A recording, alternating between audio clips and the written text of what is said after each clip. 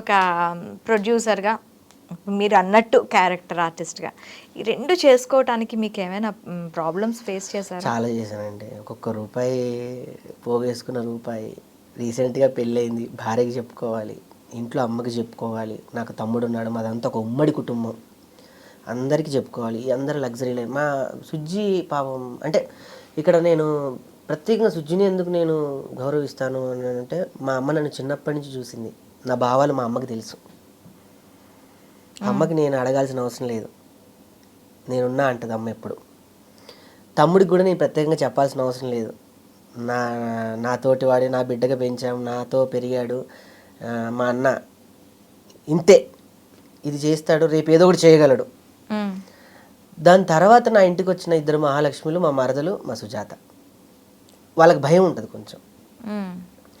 ఇవాళ రేపు ఒక 50 వస్తేనే ఒక 25 రూపాయలు దాచుకొని ఒక 10 రూపాయలని మనం ఖర్చులకు చేసుకొని ఇంకొక 15 రూపాయలు. యాజ్ ఏ ఫ్రెండ్గా నాకు తెలుసు చాలా జాగ్రత్తగా, చాలా దీని కెరియర్ని ప్లాన్ చేసుకొని చాలా జాగ్రత్తగా ఒబ్బడిగా ఉండే అమ్మాయి సుజాత. ఆమె నా లైఫ్లోకి రావడం ఒక అదృష్టం. అయితే నేను ఈ సినిమా తీసేటప్పుడు తన పూర్తి సహాయ సహకారాలు, తన కారం కూడా డబ్బులు ఇస్తాను. అది మీ మీద నమ్మకం. ఏం అవసరం, మీరు అన్నట్టు ఒక మాట మీరు అనొచ్చు, కేసీఆర్ భజన చేయడానికి, కేసీఆర్ సినిమా తీయడానికి, నువ్వు అనుకున్న కథని తీయడానికి నీ అమ్మాలా, నువ్వు సంపాదించిన సంపాదనే పెట్టాలా అని. నేను ఈ కథ పట్టుకొని ఎన్ని గడపలు ఎక్కానో, ఎన్ని గడపలు దిగానో నాకు తెలుసు. అందుకే అద్భుతం జరిగేటప్పుడు ఎవరు గుర్తించాల్సిన అవసరం లేదు. అద్భుతం జరిగిన తర్వాత ప్రతి వాళ్ళు ఇప్పుడు నాకు ఫోన్లు, కేసీఆర్ గారి పక్కన కూర్చొని అంటే వెళ్ళారు కేసీఆర్ సార్ ఫోటోలు బయటకు వచ్చిన మీడియా అందరికీ, అందరు నాకు ఫోన్లు. నేను ఇదే రాకేష్, నేను ఇది ఎన్నో గడపలు తీసుకొని ఉంటాయి స్క్రిప్ట్ తీసుకొని వెళ్ళి. ఎవరు తెలియని బిగ్ న్యూస్ చెప్తా. నేను సచివాలయంలో షూటింగ్ చేసేటప్పుడు ఎక్కడ లేని లొకేషన్స్ నేను చిత్రీకరించాను ఆ సినిమాలో. కేసీఆర్ గారిని నేను నా సినిమాలో ఉన్నాడు, ఆయన యాక్ట్ చేశాడు. ఆయనకి తెలియకుండా ఆయన నేను తేజ గారిది ఒక విచిత్రమైన ఒక సినిమా ఉంటుంది, మీకు ఐడియా ఉంటుంది తెలియదు, ఆ హీరోకి తెలియకుండా సినిమా తీసి రిలీజ్ చేసేస్తాడు ఆ క్యారెక్టర్. అవును, అట్లా నేను కేసీఆర్ గారిని నేను వీడియో తీసేసా. అట్లా నాకు అంటే భర్తలో సొగభాగం, భార్య ఇవి సొగభాగం, ఇవన్నీ పెద్ద పెద్ద మాటల కన్నా మనల్ని అర్థం చేసుకునే భార్య దొరికితే జీవితం 1/2 శతాబ్దం బతకొచ్చు. నిజం. అది ఈ రోజుల్లో చెప్తున్నాను. పర్టికులర్లీ ఈ పోకడలు పోయే రోజుల్లో వాళ్ళకు దగ్గర అది ఉంటే మన దగ్గర ఉండాలి. ఎప్పుడు ఏమండి మీకు చెప్పలేదు, మీ బట్టలేదు, అందరు అలా ఉంటారు, కొంచెం మీరు కూడా నేను ఇంతే, ఇలా ఉంటే బాగుంటుంది అని నా ఉద్దేశం. ఇలా ఉంటే అదే గౌరవిస్తుంది. తను అక్కడి నుంచి వచ్చింది కాబట్టి. తను ఒక మారుమూల గ్రామం నుంచి వచ్చిన వ్యక్తిగా ఇంటికి వచ్చిన తర్వాత అందరినీ కలుపుకెళ్ళే విధానం, మా అమ్మని బాగా చూసుకుంటుంది, మా ఇంట్లో వాళ్ళని అందరినీ బాగా చూసుకుంటుంది. ఒక వ్యక్తిగా నేను బయటకు వచ్చి నేను ప్రపంచాన్ని జయించాలి, ఇంటిని ఆల్రెడీ ఇంకా ఆమె జయించేసింది, ఇంకేం టెన్షన్స్ లేవు నాకు.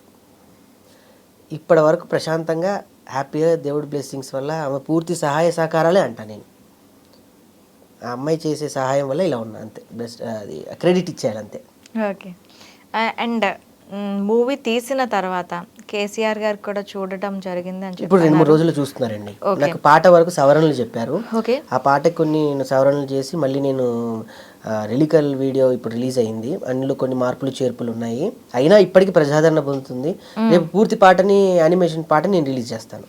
ఓకే. అది విన్న తర్వాత సార్ కేసీఆర్ గారిది ఎలా ఉంది రియాక్షన్? ఆయన ఫస్ట్ ఆఫ్ ఆల్ ఆయన చూడడమే నాకు సుజాత కన్నీళ్ళు. అదే చెప్తున్నాను కదా, ఆయన చూడడం నా కళ్ళ దృష్టం చేసుకున్నాయి. నేను ఆయన తాకటం, మా అమ్మ అంటే ఒకటి నమ్మాలండి, మన తల్లిదండ్రుల పూజా ఫలాలు కొన్ని పనిచేస్తాయి. మా అమ్మాయి పాపం వాడు ఏమైపోతాడో, డబ్బులు పెట్టి టెన్షన్, ఏ రాత్రి వచ్చి తిని పడుకుంటే మా అమ్మ చూసి బాధపడిందో, మా అమ్మ బ్లెస్సింగ్స్ అండి. కేసీఆర్ దగ్గరికి వెళ్ళా అని చెప్పా, అమ్మా బాబు దగ్గరికి వెళ్ళా అని వీడియోలు వస్తుంటాయి కదా, అట్లా నిన్న వెళ్ళి చెప్తే ఏమన్నాడు అమ్మ, ఆయన ఏమనలేదండి,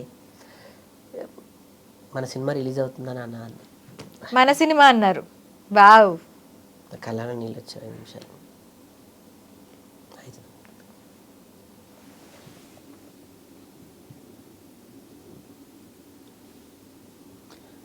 అంటే ఇంట్లో వాళ్ళు చాలా ఎమోషన్ అవుతారు కొన్ని సందర్భాల్లో. సో అలా రిలీజ్ అవుతుందమ్మా, మన సినిమా రిలీజ్ అవుతుంది అని చెప్పి అంతే. ఓకే. కేటీఆర్ గారు కూడా చూసారా? కేటీఆర్ గారు అంటే ఫస్ట్ నా పోస్టర్ని 2 నెలల క్రితం కేటీఆర్ గారు రిలీజ్ చేస్తే ఈ పాటికి సినిమా రిలీజ్ అయిపోయేది. అప్పుడు నేను మేరా నామ్ కేసీఆర్ అనుకున్న టైటిల్. ఓకే. దాన్ని కొంచెం సవరణలు చేసి మళ్ళీ దాన్ని పూర్తిగా కేశవచంద్ర రమావత్ దాకా తీసుకొచ్చి, నాకు మళ్ళీ సెన్సార్ ప్రాబ్లమ్స్ అని కొద్ది మధ్యలో, మళ్ళీ ఆ సెన్సార్ సర్టిఫికేట్స్ అవి ఇవి మధ్యలో మీకు తెలియదు ఏముంటుంది, ఒక వ్యక్తి నడుస్తుంటే ముళ్ళు చాలా వచ్చినట్టు అన్నీ వచ్చాయి. అలా చేసుకొని ఇప్పుడు వచ్చాను. నాకు తెలిసి సాంగ్ చూసేసి ఉంటారు కేటీఆర్ గారి పాటికి. ఆయన ఏమి ఇంకా ఇంకా లేదు ఏమండి, నాకు నా దేవుడు చూసాడు చాలు. ఇంకా ఇప్పుడు దేవుడి దగ్గరికి డైరెక్ట్ పూజారి లేకుండా వెళ్ళిపోయాను. ఫస్ట్ పాయింట్ ఆ ఇదిలోనే ఉన్నా. ఇంకా నేను నిన్న నైట్ అసలు నిద్ర లేదు, నాకు జిజ్జికి లేదు. నేను బేసికల్లీ నేను ఒక సినిమాతో ట్రావెల్ చేశాను, నేను ఒక నటుడుగా అనుకున్నాను. కానీ సుజాత కూడా మాకు తెలియకుండానే తన బుక్స్ బాగా చదువుతుంది. అవును. ఏదైనా ఒక పుస్తకం చదివితే ఆ పుస్తకాన్ని పెద్ద ఫ్యాన్ అయిపోయి ఆ వ్యక్తికి ఫ్యాన్ అయిపోతుంది. అట్లా నేను రాసుకున్న కథలో తను రైటింగ్స్ రాసింది, తను డైలాగ్, తెలంగాణ డైలాగ్స్ పర్టికులర్ తనవి వాడాను నేను. తను ఇంకా పర్టికులర్ ఎయిట్ చేసింది తను ఆయన చూస్తే. బాపుని చూసే చాలు అన్న ఇదిలో ఉండం కాకుండా ఆయన వాళ్ళిద్దరు కొన్ని రాజకీయాలు మాట్లాడుకోవడం, ఏంటి ఇప్పుడున్న కరెంట్ పరిస్థితి ఏంటి, వ్యక్తుల స్థితిగతులు ఏంటి, నాకు చాలా ముచ్చటేసింది. నాకే కొంచెం భయం అయింది. మనం ఆయన పక్కన కూర్చొని ఉండడమే ఎక్కువ అయితే ఇప్పుడు ఏంటి అలా మాట్లాడేస్తుందని. కానీ ఆయన కూడా సర్వసాధారణంగా అలానే మాట్లాడారు అనిపించింది. చాలామంది అంటారు రాడు, కనిపించడు, కలవలేము అని. నాకు అనిపించింది మనసుంటే మార్గం ఉంటుంది కదా. నా సినిమా ఆయన దాకా తీసుకెళ్ళింది. మీ సంకల్పం గొప్పదైతే ఆయన దగ్గరికి ఎందుకు వెళ్ళలేము? ఆయన జరగాల్సిన పనులన్నీ జరిగితే రాజుతో అవసరం ఏముందని ఒక సామెత ఉందండి మనకి. అవును.